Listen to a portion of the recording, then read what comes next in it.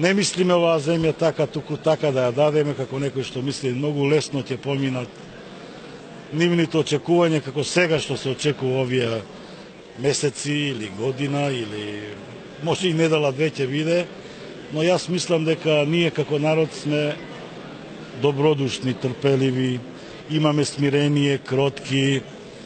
Тоа го вели самиот апостол Павле во посланието, дека е многу задоволен од нашето смирение, од нашата кротост, кога дошол во Филипи и во Солун. Така да, но,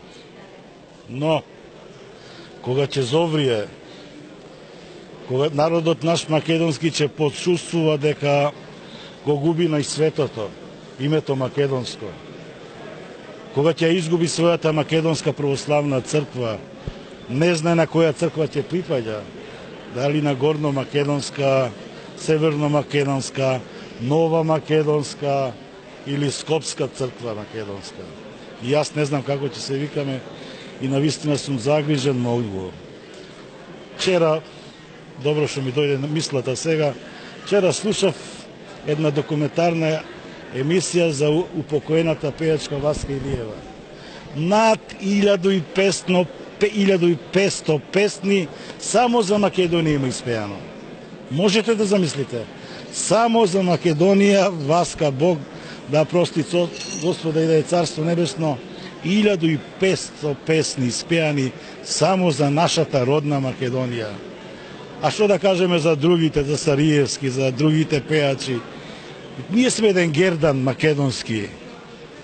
И сега некој сака само да земе жилет, да го сецне и бисерите да излета, да ги снема. Бисера да не остане. Но нема.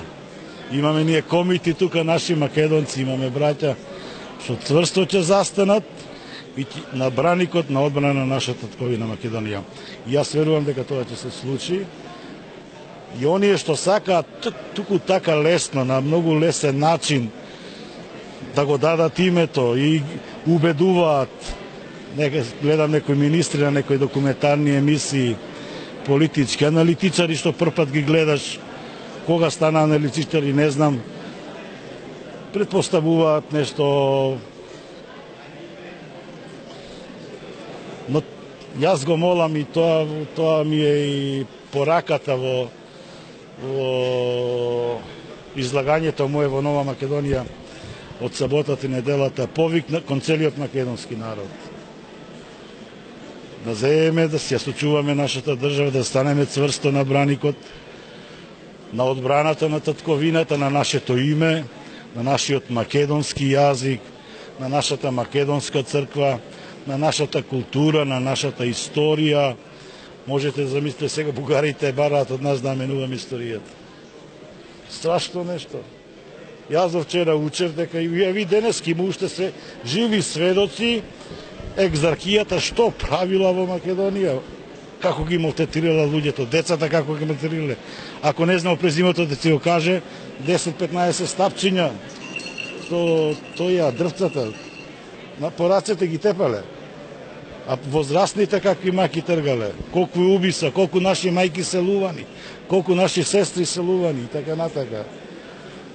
Сега ние да враќаме историјата да видиме едноставно. Не може, ние сме си македонци, тие се бугари, ние си имаме своја историја.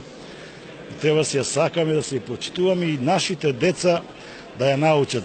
Можете да замислите, сега Илинден кога беше ланската година и вие новинарите анкети правите од човек на човек. Прашувате млади деца кој е Илинден, зошто слави. Не знаат. Не знаат за Илинден ништо, не знаат за 11 октомври ништо. Тоа треба да ги учат нашите учители, нашите професори. И на крајот сакам да завршам околу нашава македонска судбина со Глигор Проличев. Неговата песна за укинувањето на Охридската архиепископија, на крајот во еден стих вели сите оние што ја предадова архиепископијата, што ја продадова, куќите нивни останава пусти и утки вијат во нив. Секое чоше и секое место е полно со појажина. Така да и оние што мислат државата да си ја дадат, името на државата, јазикот, историјата на нашата македонска држава, истото ги чека, истата судбина, истите нивни домови такви ќе бидат.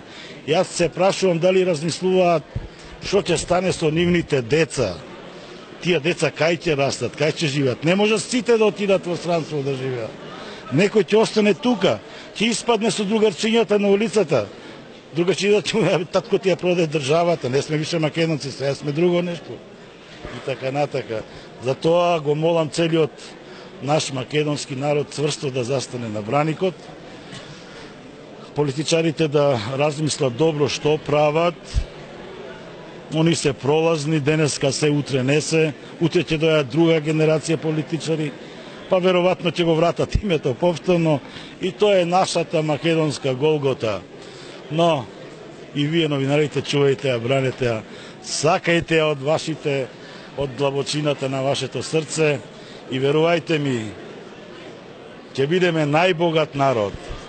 Мајката Божја, Пресвета Богородица, е закрилничка на нашава света македонска земја. Господ Исус Христос, апостолот Павле, тие се столбовите кои нема да дозволат ни една ронка да фали од овие наши македонски простори.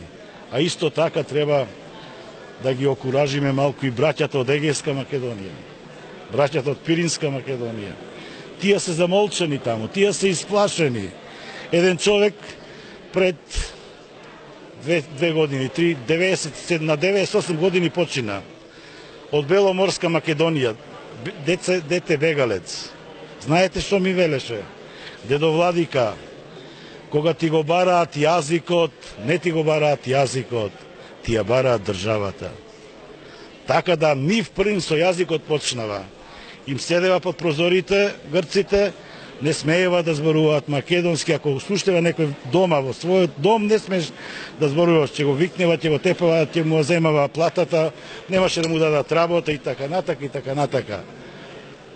Тој народ е исплашено, не треба да се плашат денес од 21. век, треба да кажат дека и тие се македонци.